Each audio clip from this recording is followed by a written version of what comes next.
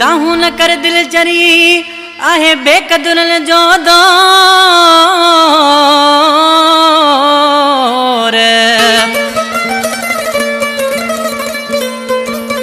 ओ दाहू न कर दिल चरी आहे बेकदुरन जो दौर।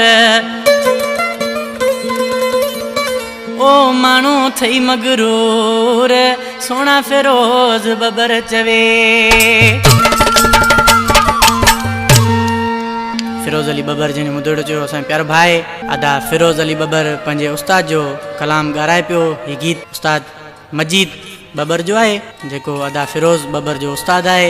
उमरकोट खां फरमाइश आहे परवेज़ अली बबर, करम अली बबर, शोबान अली बबर, अब्दुलरहमान बबर। दरगाह गिरोड़ी शरीफ खां नादिर अली खासकेली कंडे बागी खां फरमाइश आहे। रे सजाद अली कोसो सबागो खासकेली।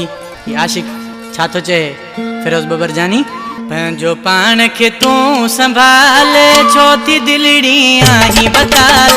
तो कयो वा शौक़ जे तेंजो आहे बेत ख्याल। तो कयो वा शौक़ जे तेंजो आहे बेत ख्याल। पंहिंजो पाण खे तूं संभाल छो थी दिलड़ी आहीं बताल।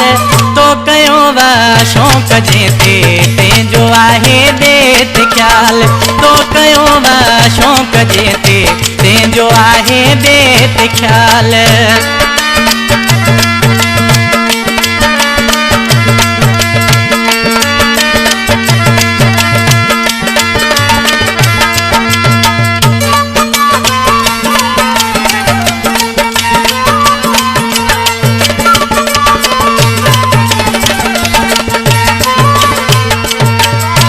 सोनो मोरवा पर हूँ तो खां जोरवा। तू मरी थी जेल दिलड़ी ख्याल ते जोरवा।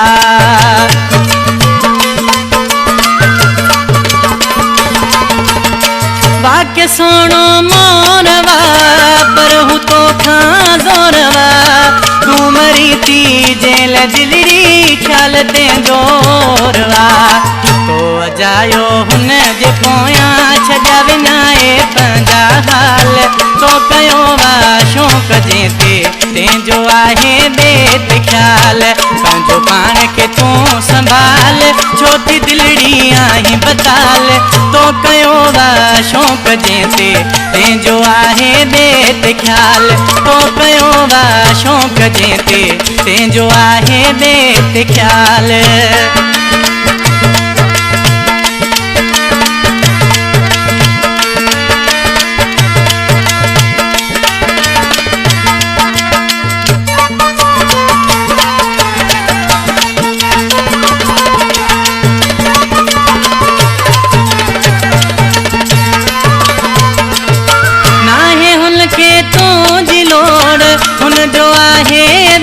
जोड़ छॾ रोण दिल जायो न कंदो हू तो सतोड़।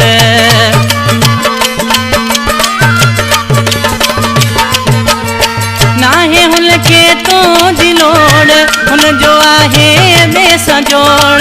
छॾ रोण दिल जायो न कंदो हू तो सतोड़। वञ हींअर ही तूं संभाले न त जीअण थी दई जंजाल। तो कयो वा शौक़ जे तेंजो आहे बेत ख्याल। पंहिंजो पाण खे तूं संभाल छो थी दिलड़ी आहीं बताल। तो कयो वा शौक़ जे तेंजो आहे बेत ख्याल।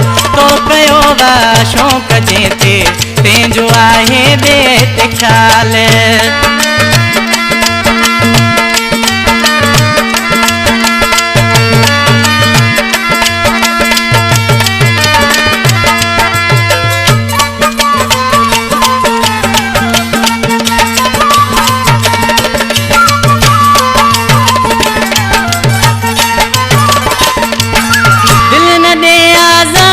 तू मजीद खे न मार तू खौफ कर कुछ तू खुदा जो बबर के न कार तू